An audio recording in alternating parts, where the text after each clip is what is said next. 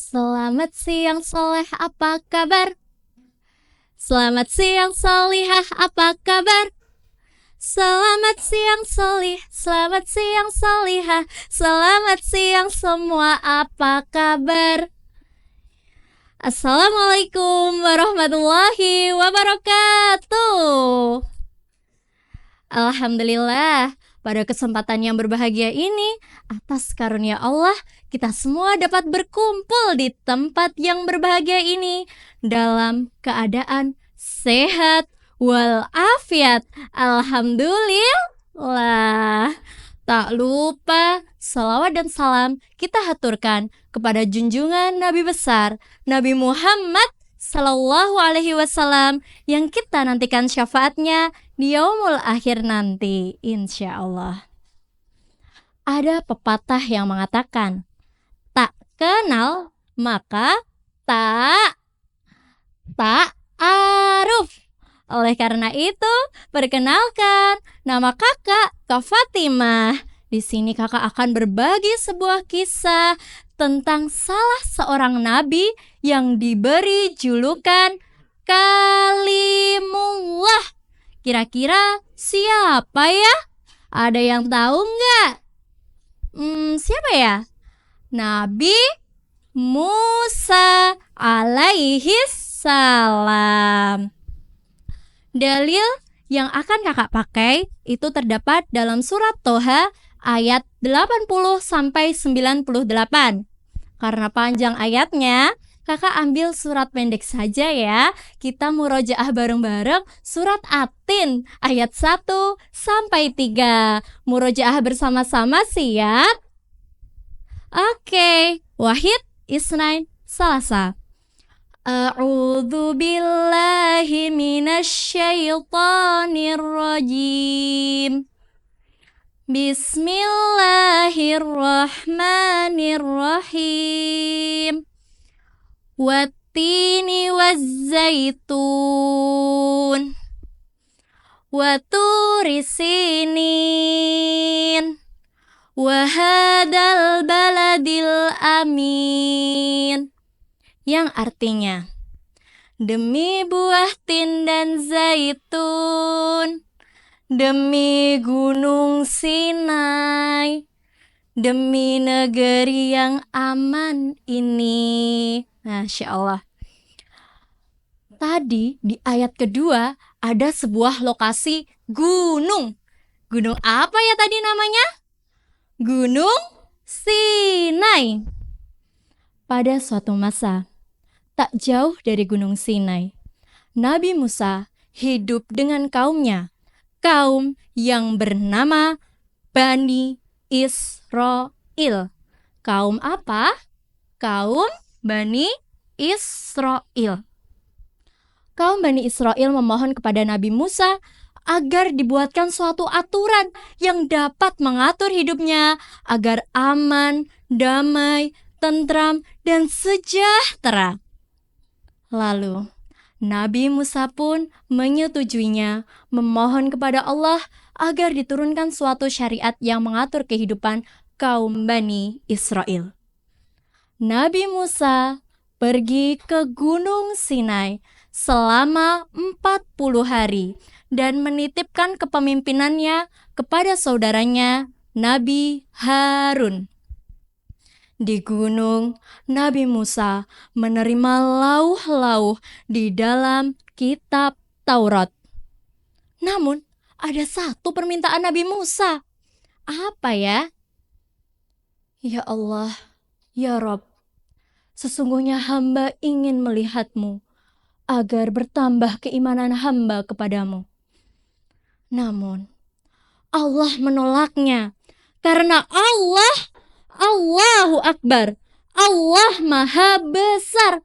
Sedangkan manusia lemah dan tidak akan mampu bisa melihat Allah ketika di dunia. Akan tetapi, Nabi Musa terus-menerus memohon kepada Allah dan akhirnya Allah pun memberikan sebuah isyarat. Ketika gunung yang di hadapannya Nabi Musa dapat berdiri tegak, maka niscaya Nabi Musa dapat melihat Allah. Lalu apa yang terjadi? Ketika Allah baru akan membuka hijabnya, cahayanya terpancar, begitu menyilaukan dan duar. Gunung tersebut hancur luluh seketika. Mata Nabi Musa berkunang-kunang dan akhirnya Nabi Musa pingsan. Nabi Musa lalu tersadar dan langsung bertobat memohon ampun kepada Allah. Ya Rob, ampunilah hamba. Masukkanlah hamba ke dalam rahmat-Mu dan hamba akan menjadi orang yang pertama-tama beriman kepadamu. Sementara, apa yang terjadi di kalangan kaum Bani Israel ketika ditinggal Nabi Musa pergi ke gunung? Kalangan Bani Israel ada salah seorang yang bernama Samiri. Siapa adik-adik? Samiri. Samiri membuat sebuah karya yang sangat mengagumkan. Karya tersebut terbuat dari lumpur bekas pijakannya malaikat Jibril, lalu dicampurkannya dengan perhiasan emas yang menawan, dan dibuatlah sebuah karya jeng jeng jeng jeng, patung anak sapi.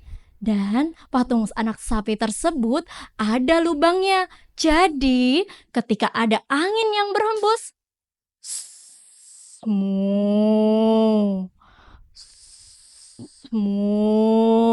seakan-akan patung anak sapi tersebut bisa mengeluarkan bunyi.